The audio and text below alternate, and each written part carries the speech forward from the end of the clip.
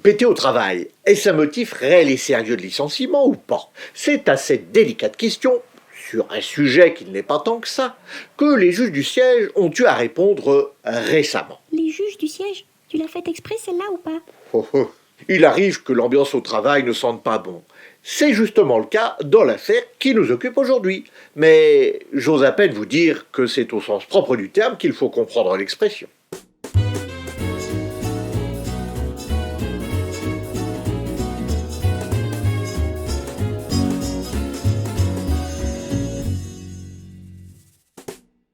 Alors, péter au travail, c'est un motif réel et sérieux de licenciement ou pas?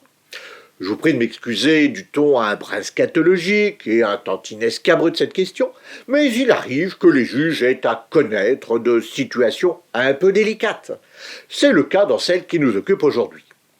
Un commercial qui travaillait dans une grande enseigne de distribution de matériaux de construction avait adopté un comportement, disons, déplacé vis-à-vis de ses collègues. D'une part, il leur tenait régulièrement des propos discourtois, que je vous laisse découvrir dans l'arrêt de la cour d'appel, le lien est en description. Mais, non content de se montrer verbalement désagréable avec eux, ce monsieur avait décidé de l'être également, par un autre orifice. En effet, ce monsieur émettait régulièrement des flatulences nauséabondes en présence de ses collègues. Bref, il pétait. Oui. Ce genre de désagrément peut arriver à tout le monde. C'est la nature, on s'excuse d'un air gêné et on passe à autre chose. Mais, dans le cas qui nous occupe, ce monsieur faisait un tout autre usage de son anatomie.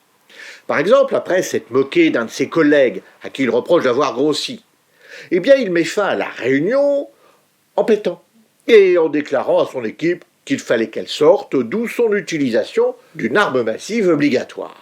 Alerté par les collègues de cet employé indélicat, l'employeur finit par s'en émouvoir. Il convoque donc le monsieur à un entretien préalable, puis il le licencie. L'ancien employé attaque alors son patron devant le conseil des prud'hommes, qui lui donne tort, mais il décide de faire appel comme c'est son droit. Au-delà du caractère un peu comique des faits, la décision est très intéressante.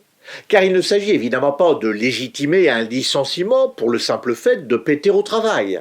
Ça pourrait faire jurisprudence et être analysé comme une interdiction absolue d'émettre des gaz sur le lieu d'accomplissement de son labeur.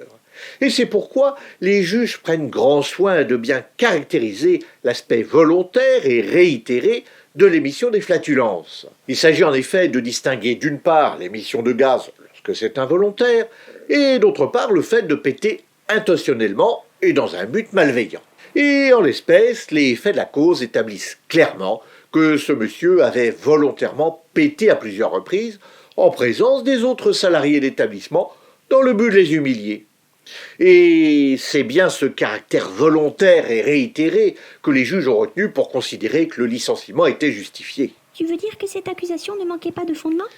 Effectivement, l'arrêt de la cour d'appel retient qu'il s'agit d'un comportement irrespectueux vis-à-vis de ses collègues. Et le monsieur a beau prétendre que ses faits étaient involontaires, les magistrats expliquent dans leur décision qu'il n'a pas su les en convaincre. La décision d'une autre cour d'appel, celle de Poitiers, vient préciser un peu les conditions dans lesquelles les émissions de flatulence seraient admissibles. Dans cette seconde affaire, le salarié ne contestait pas avoir pété au travail, mais il expliquait avoir été victime d'un problème gastrique passager. Mais, hélas pour lui, il n'en apportait pas la preuve, ce qui lui a coûté son emploi. On pourrait juger ce licenciement excessif, mais il est arrivé qu'un employeur soit condamné justement à cause de son inaction devant les gaz intempestifs d'un de ses salariés. C'est du moins ce qu'a jugé la Cour d'appel de Douai dans une autre décision. Le lien vers l'article d'un avocat sur le sujet est en description. Et les juges, c'était des juges de paix? Écoute Tricotine, comme son nom l'indique, le gag post-générique, c'est après le générique. Merci aussi à mes donatrices et à mes donateurs qui ont pu voir la vidéo avant tout le monde, leur nom est au générique. Et si le sujet vous intéresse, vous pouvez regarder cette vidéo sur le droit du travail ou une autre vidéo de « Vous avez le droit ». La vidéo sur le droit du travail est ici et l'autre est là. Bon alors ça vient parce que je vais finir par péter un câble. Ah tout de même.